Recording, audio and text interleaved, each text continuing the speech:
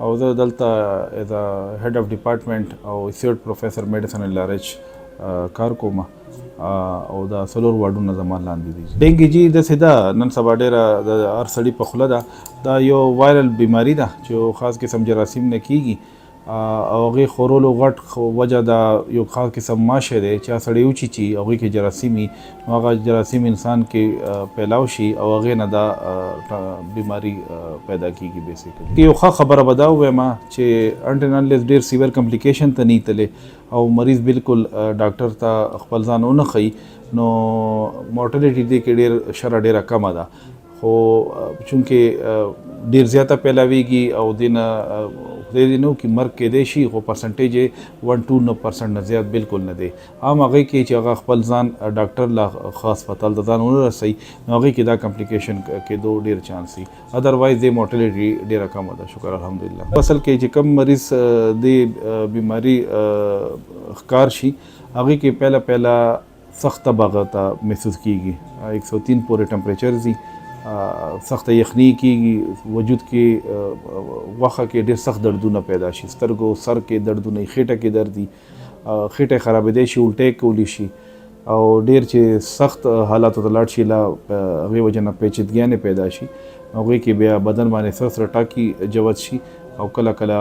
وینم د پوزې خولې یا ډک او تشو میتادو په لارو هغه کسته پیدا کېدی شي. پهله خو چې د کوم سورس دی د ماشو هغه ختمول پکار دي. چېرته اوبه ولاړې اوبه پکار دي چې چېرته نه ولاړې ګندګي ډېرونه بالکل نه کور کې کړکو او دروازو باندې جالۍ لګول پکار دي چې هغه کمرې ته هغه ته رادننه کېږي نه. بل چې کوم زموږ کلو کې سپیشلی لایو دلته ښاریې کې چې کوم کسان بهر ګرمي موسم کې عودې کېدو عادت دي نو هغه نیټ په خپل ځان لګوي. دا کوم چې د ماشي لرې کولو والا ملم دي هغه دې په وجود لګوي او سهار او ماښام کې دې چې یوځي نو فل کپړې دې اچوي هاف سلیو دې نه اچوي ځکه کې دې وخت چې دو ډېر خطره وي. او چې دا صرف ګندګي اوبو نه کې نه پیدا کېږي دا ماشه چې کوم د دې وایرس خورېدو وجه ده دا صفا اوبو کې مي خو دا اوبه چېرته مي که کچن کې که ګملو کې که ټیرنو کې که بالټو کې که غسلخانو کې نو چېرته هم چې اوبه ولاړې به وي دې کې کافي امکان دی چې دا دې موسم کې د دې ماشو پیدا کېدو ډېر امکان وي. که تاسو چې بالکل پیور علاج یادوئ نو هغسې انټي وایرل د دې نه دی پیدا شوی خو څنګه چې ما ته ووایي د دې شکر د شرع اموات دې کې ډېر کم دي. به راځي هغه کنټرول کول غواړي هغه کې پیراسیټامول یا پیناډال ګولۍ موږ ورکوو یا اوبو سره ټمپریچر کمو. اوبو کمې دی کې ډېر پیدا کېږي نو که الټی ملټی وشي نو اوبو مقدار وجود کې ښه پاتې کېدل پکار دي او که ډېر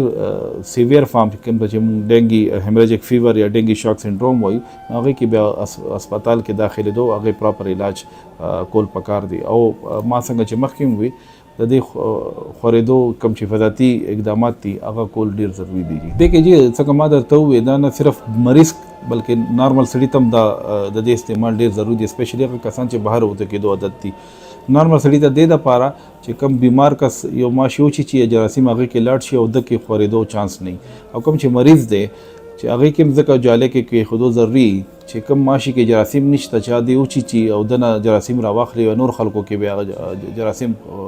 هغې کې به منتقل کړي نو دواړو کسانو لپاره د جالۍ ډېر ضروري دي چې ماشي چیچېدل چې دی هغه سټاپ شي. د سایز هم ورکوټي او دې کې کیمیکل هم لګېدلي نو هغه ماشي